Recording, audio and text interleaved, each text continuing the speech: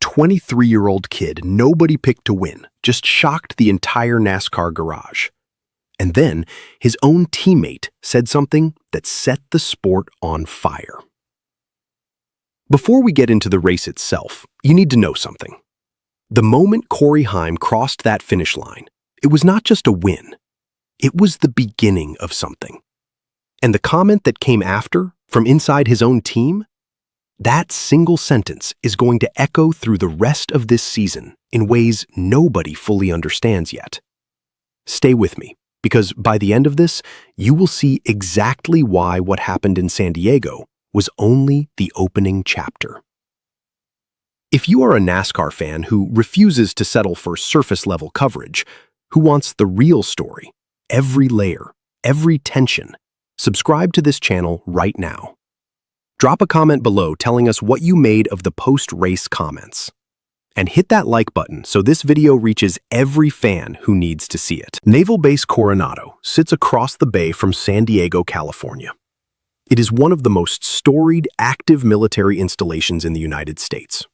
And on this particular Sunday afternoon, it became the site of something the sport had never done before: a NASCAR Cup Series race on an active U.S. military base. This was not a repurposed fairground or a temporary layout shoved into a parking lot.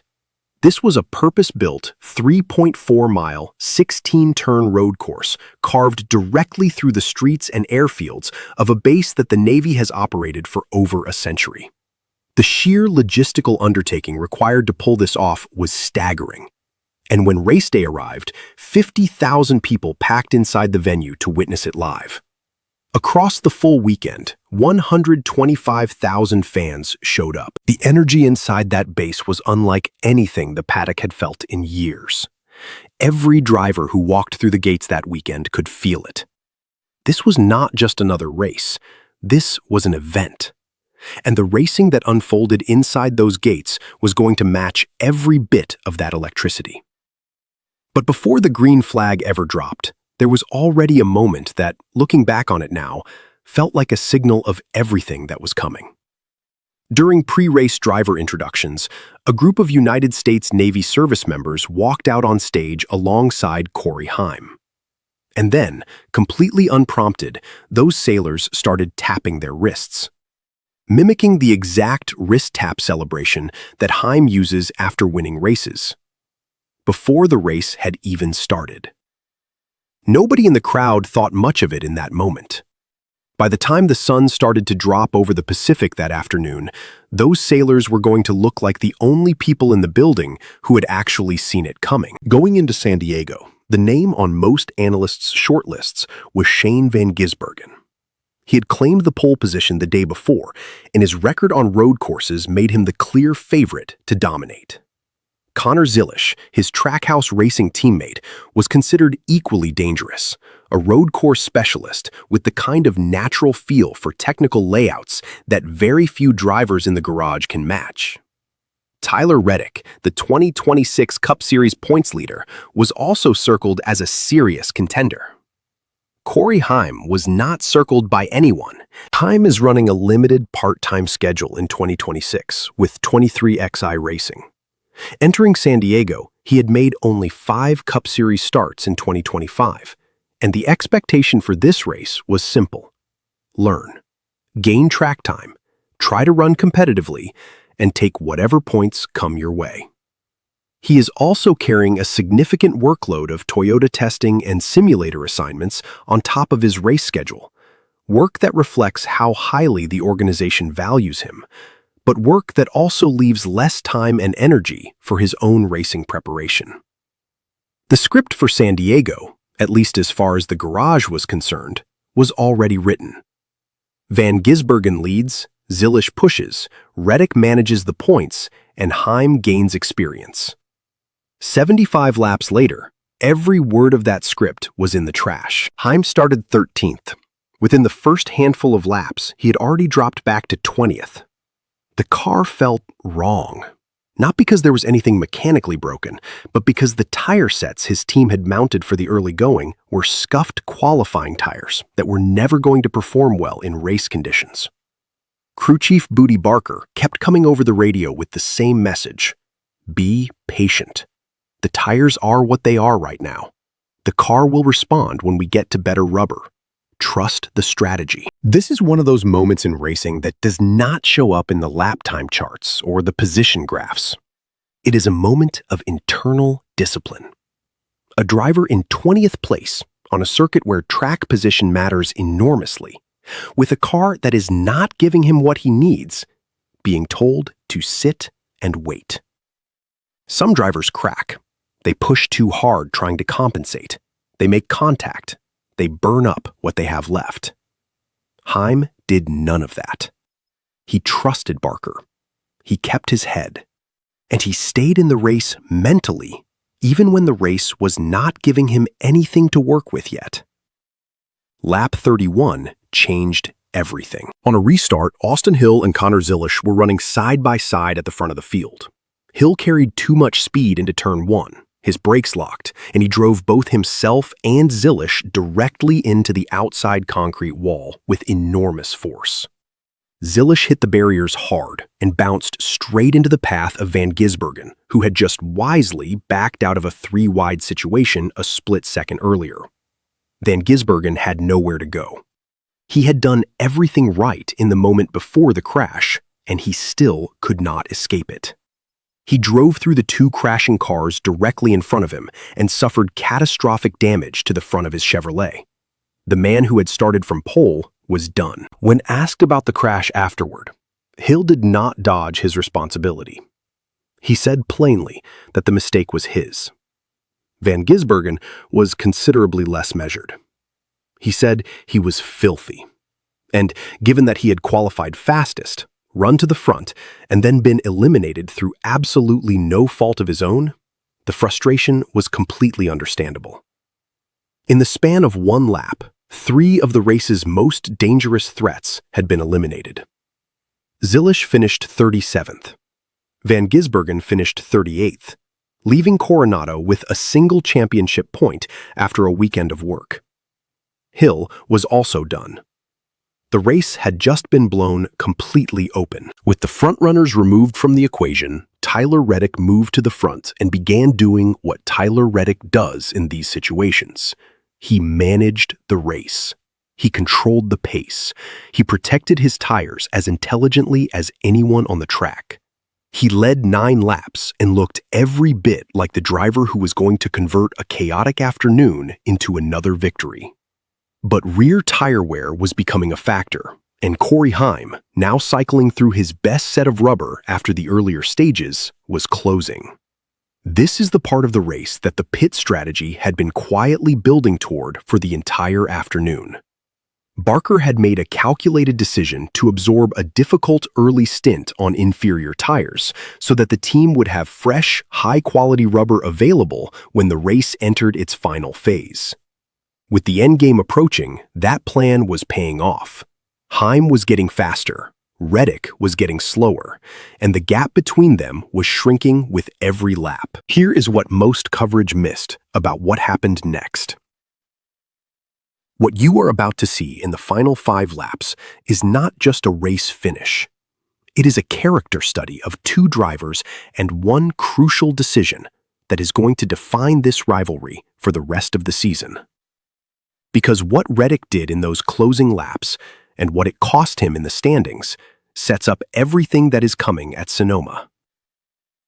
On lap 73, with the white flag just 2 laps away, Tyler Reddick slipped in turn 2. It was not a massive error by most standards. A slight loss of rear grip, a fraction of a second of hesitation. But at the front of a NASCAR road course race, that fraction is all the invitation a faster car needs. Heim pounced immediately. He drove up alongside Reddick, and the 2 teammates went through turns 3 and 4, wheel to wheel. Neither driver lifting, neither driver conceding an inch of track. When they reached turn 5, Reddick attempted a crossover move, a last-ditch effort to retake the inside line and reclaim the lead. He scraped the outside wall in the process, made contact with Heim's car, and then did something that not every driver in that situation would have done. He backed out. He handed the position back rather than use the contact to push his teammate off the circuit and steal the win. After the race, Reddick explained his thinking without any theatrics. He said he had run Heim straight into the wall. That was not right, and that he was not going to pass his teammate for the win that way. It was a sentence that revealed a lot about who Tyler Reddick is. Moments later, Reddick suffered a flat left front tire. He fell from the lead all the way back to 25th.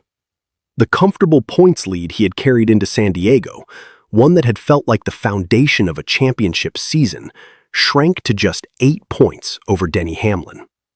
One flat tire turned what should have been a podium day into a recovery day. And the championship race just got a lot more complicated. Corey Heim led only the final 3 laps of the Naval Base Coronado race. He crossed the finish line 10.365 seconds ahead of Bubba Wallace to claim his first career NASCAR Cup Series victory.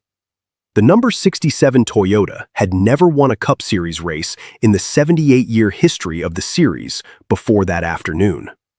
Heim won it in his 13th career start. It was the first 1-2 finish in 23 XI racing history.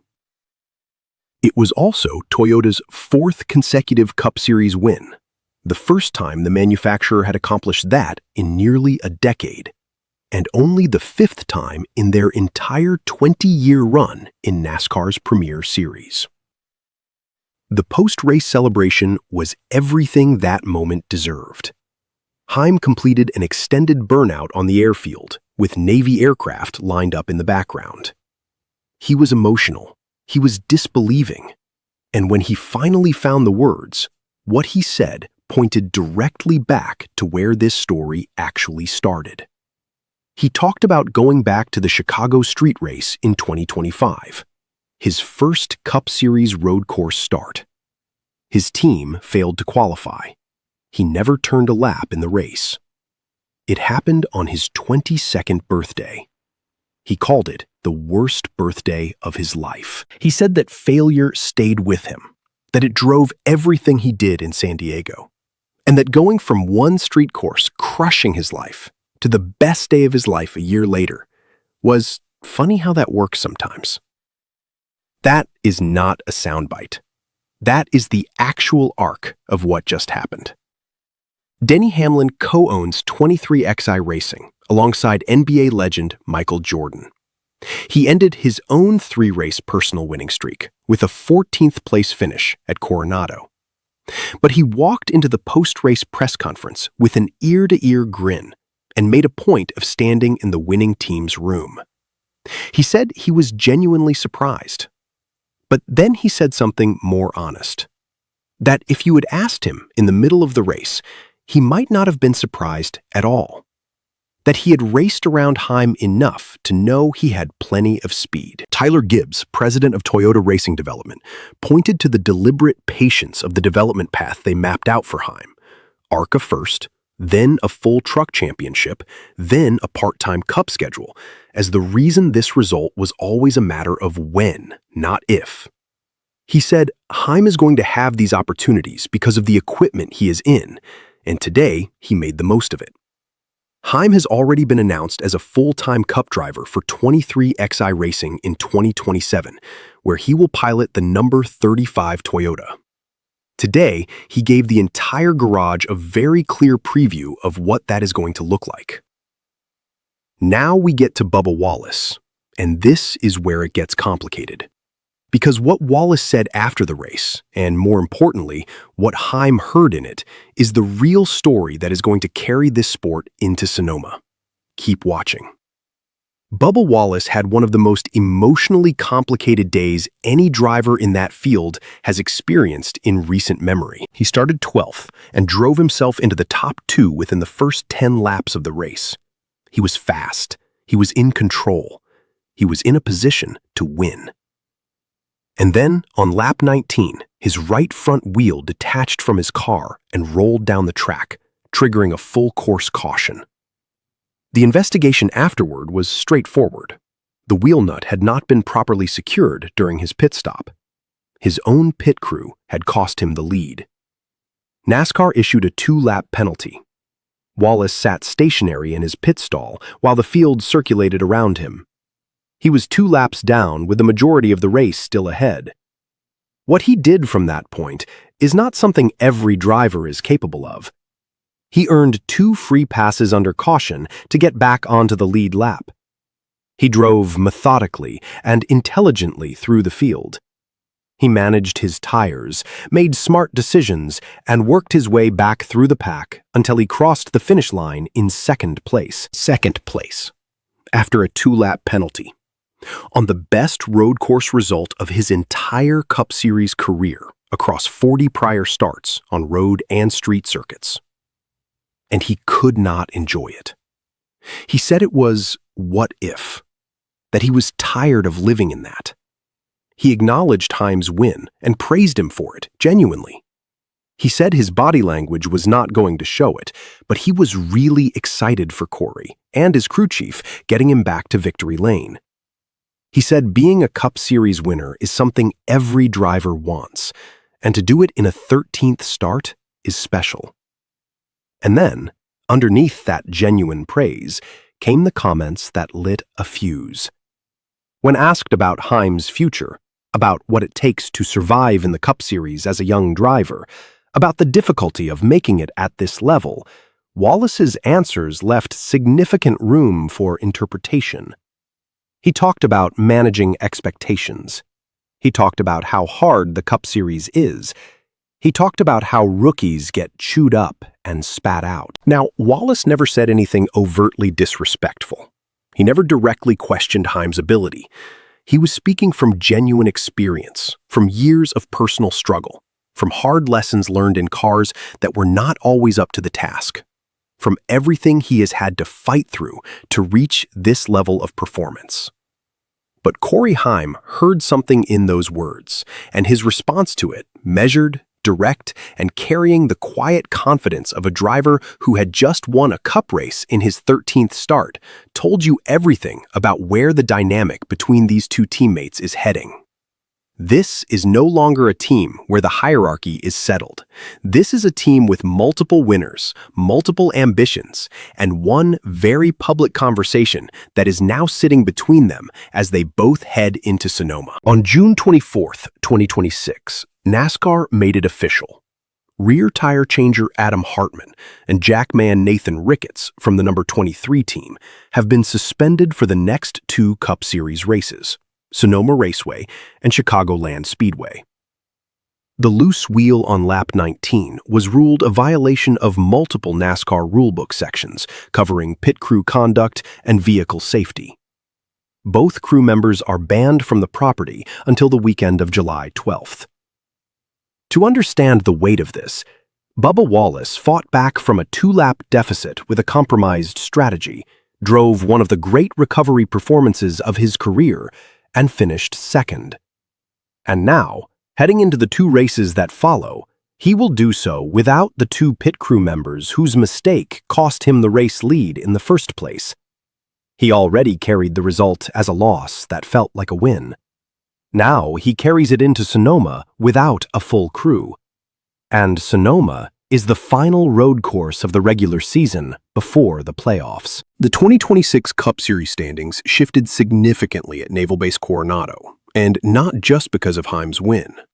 Shane Van Gisbergen entered San Diego knowing that the final 2 road courses of the regular season were his best opportunities to secure a playoff spot. He left with 1 championship point and a finish of 38th. He is now sitting 17th in the standings, outside the chase bubble entirely. Sonoma is the last road course before the playoffs begin. For Van Gisbergen, it is now a must-win race. There is no other path. Tyler Reddick, who carried a comfortable points lead into California, now leads Denny Hamlin by just 8 points. The flat tire that ended his afternoon came directly from the contact with Heim, the contact that followed Reddick's decision to back out of a move he felt was not clean. He paid for his integrity with his points cushion. Whether that was the right call or not is the kind of debate this sport exists to have. The 23XI racing organization as a whole had all 4 of its cars running inside the top 6 with just a few laps remaining in the race. That is a display of organizational depth that almost no other team in the sport can currently match. But the individual results told a messier story.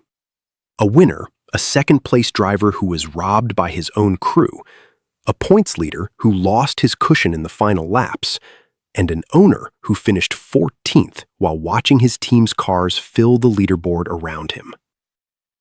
This team is operating at an elite level in 2026. The internal pressure is rising to match it. Corey Heim is 23 years old. He has made 13 Cup Series starts. He is a Cup Series winner.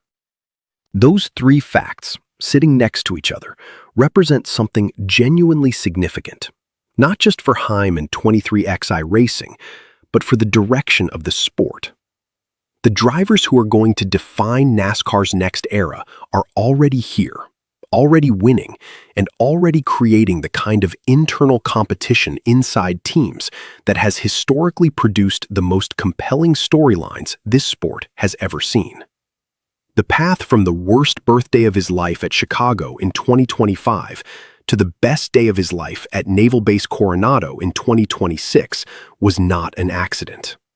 It was a deliberate development process, executed by a driver with the composure to stay in a 20th place car on bad tires while his crew chief told him to be patient, followed by the aggression to take the lead with 3 laps to go and never give it back.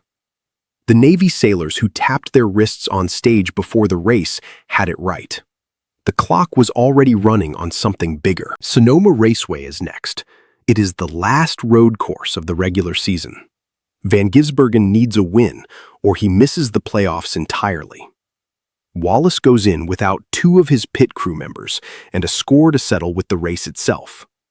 Heim goes in as a Cup Series winner for the first time, which changes how every driver in that garage looks at him.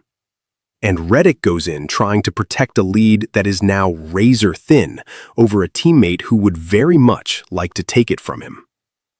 Every single thread from San Diego follows this series directly to wine country. Nothing is resolved. Every rivalry has been sharpened. And the one conversation between teammates that started in the post-race press conference at Naval Base Coronado is only going to get louder. We will be covering every lap of it. If you made it this far, you already know this is the channel that covers NASCAR the way it actually deserves to be covered. Subscribe if you have not already. Comment below, do you think the teammate comments were sharpened by frustration, or was there something more calculated in them? Hit the like button, and we will see you at Sonoma.